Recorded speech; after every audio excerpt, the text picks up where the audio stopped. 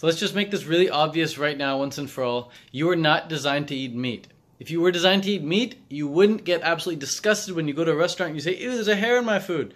Who cares if there's a hair in your food if you're designed to eat meat? If you were designed to eat meat, you'd go up to animals and you'd eat them with the hair on it, no problem. You'd be stoked that there's hair on your food. It means you're getting good meat. If you're designed to eat meat, then why do you get grossed out when there's roadkill on the ground? And you don't even want to walk up next to it and see all the guts and the flies all over it, like dead deer or dead raccoon or dead cat on the road. Like, if you were designed to eat meat, you'd happily go up to that and you'd eat it. You'd be like, sweet, food. If you were designed to eat meat, then why do we get so emotional when we watch movies and the animals die? And why do we get so emotional when we're walking in the street and we see a dog owner going and kicking their dog or hitting their dog or hitting their cat? People would like run over to that owner and like knock him out and be like, yo, you do not treat animals like that. If we were designed to eat meat, then why do they keep slaughterhouses so far away from the cities, way out in the country, where you can't even hear the machines grinding the dead bodies of the tortured animals that want to live, where you can't smell the stench of the decay of the rotting corpses out there? Why do they keep the slaughterhouses so far away? If we were designed to eat meat, then how come meat eating causes all the top 3 leading causes of death? The cancer and the diabetes and the heart attacks. How come you can prevent and reverse heart attacks by stop eating animals? When you stop eating animals, your cholesterol drops way down and you no longer get the heart attack risk that you once had when you were eating all these animals. How come when people are absolutely overweight and obese, they simply stop, they cut out meat and boom, they instantly start losing weight? If we were designed to eat meat, then why are we so perfectly suited for fruit? How come when we look into nature, we can spot the ripe bananas and the ripe apples and the cherries and the grapes and the plums and the nectarines, and we're so attracted to fresh fruit? We walk up to fruit, we climb fruit trees, we have fun with fruit trees, we bring fruit for people for gifts, we put fruit in paintings, we even put fruit in the butcher shop to make the butcher shop look more appetizing. Fruit is the friendliest food on the planet. Every human on the planet can eat fruit. Every human on the planet enjoys eating good fruit. And yet with meat, only a portion of the population dares to eat meat to this day. Most people are like, screw that. I'm not most people. Most of my friends, most people in my reality now, they're like, I'm not eating meat. That's stupid. That's old school. We're onto that plant-based vibe now. So everyone on the planet can eat fruit. It's very accommodating. Meat, though, you cut off like a big portion of the people who no one wants to eat meat anymore. Anyone who's wise, anyone who's looked into it, anyone who's no longer ignorant. The only reason people would eat meat is because they're simply ignorant. They simply haven't looked into it. They haven't dared to look into it. They haven't dared to watch a single documentary. They haven't dared to read a single book. They haven't dared to even watch a single interview of a former meat farmer or slaughterhouse worker, whatever. If we're designed to eat meat, then how come the highest on-site job injuries go to slaughterhouse workers? It's instant karma. You F with an animal, boom, you're getting instant universal karma. It's going to come right back to you. You shoot a cow in the head, I don't care how instantly the cow dies, you shoot a cow in the head, you're getting instant karma. It's going to come right back to you.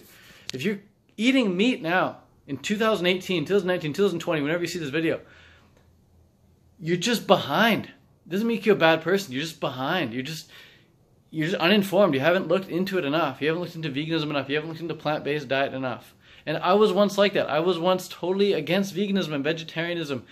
I thought it was the dumbest thing in the world. I said, there's no point to being vegetarian or vegan. I like my beer and my meat and my bread, and I like being a man, and all that vegan pussy shit, that's just for pussies, you know? And then I looked into it more, and I'm like, wow, all these like celebrities are vegan, all these UFC fighters are vegan, all these triathletes are vegan, all these professional Olympic athletes are vegan. Veganism is actually kind of cool if they're doing it, I guess. I looked into not only who was doing it, I looked into how to do it, and I looked into the benefits of being vegan, looked into the benefits of eating a fruit-based diet, and I found that there's just so many benefits. And if you're not eating a vegan diet, you're not eating a fruit-based diet, you're not getting those benefits. And you might say, oh, well, I don't need to be vegan to get those benefits, I can do something else, like meditation or fitness. Yeah, you can get benefits in life from doing lots of things. You can get benefits from being vegan, you can get benefits from meditating, and you can get benefits from fitness. But if you combine those benefits with the benefits of being vegan or raw vegan, fruitarian, whatever, you're going to get even more benefit. And it's not just about yourself. It's not just about the benefits that you get. It's about the benefits that you emit out to other people. It's about benefiting the planet. It's about benefiting the animals. It's about benefiting the people around you. By putting yourself in such a high vibe state, people want to be around you. By putting yourself in such a high vibe state, you don't go to bed guilty at night, and you walk up to animals and you can pet cows, you can pet horses, you can pet cats and dogs, knowing that you don't you no longer contribute to the slaughter and the torture of their species. If you're eating meat and chicken, every time you look at a cow or a chicken, it's like you're contributing to the slaughter of their species. And if you ever saw me walk up to a cow or chicken and I start kicking the cow or start kicking the chicken, you'd come and tackle me. Even if you're a meat eater right now watching this video, if you're a meat eater and you see someone on the street kicking their dog or kicking their cat, you'd probably have some really bad feelings and you want to go up there and stop that torture. But yet, a lot of people who are eating meat, they're like, oh, well, I don't want someone to kick a cow or kick a chicken, but if they do that behind closed doors, if they kick a whole bunch of cows and kick a whole bunch of chickens and stomp on a whole bunch of pigs' faces behind closed doors where I don't see it, then that's okay. In fact, I want to eat those stomped pigs and those stomped chickens and those stomped cows. Because that's just what my family does. It's just tradition. It's just what we're designed to do. Meat made us human. It doesn't matter if meat made us human. We are human beings. We came out of our mother's body as human beings. From that moment on, we can choose what we want to put in our bodies.